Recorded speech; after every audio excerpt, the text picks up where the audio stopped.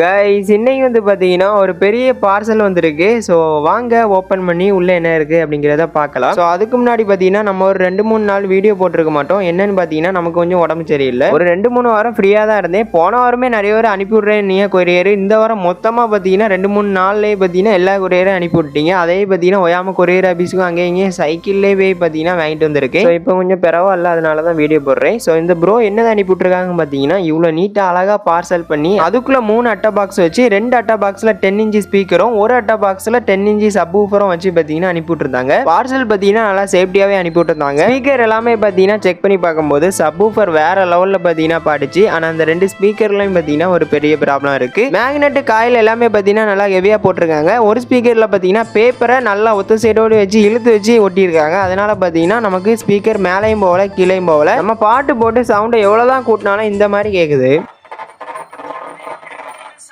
அப்புறம் இன்னொரு 10 inch speaker பார்த்தீங்கன்னா இந்த மாதிரி காயில் அடிக்க சவுண்டு கேட்குது.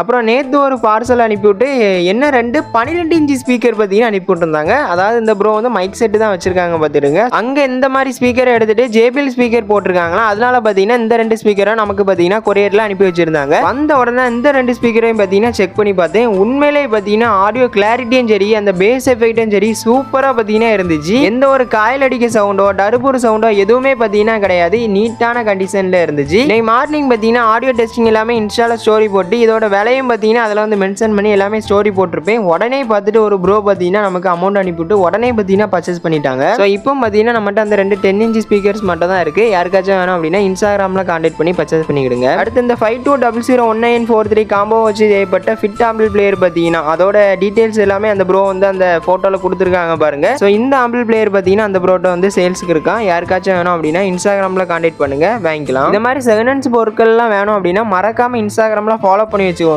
ஸ்டோரி பாருங்க. நெக்ஸ்ட் ஒரு இன்ட்ரெஸ்டான வீடியோவில் சந்திக்கலாம். Bye guys.